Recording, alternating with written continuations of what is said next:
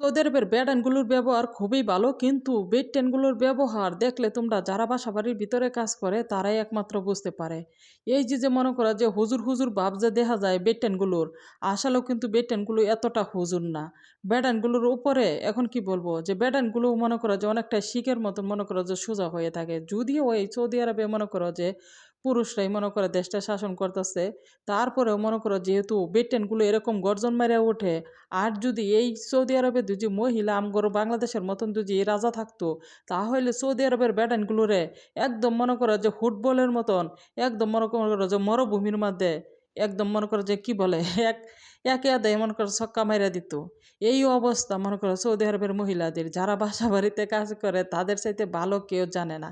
অনেকে মনে করে যে সৌদি আরবের মহিলারা বেটানে ৬-৭টা করে বিয়ে করে বেটানে কোনো কিছু বলে না। বলে না এই কারণেই, কারণ আগের থেকে টেহাদা কিনে আনে তাদের।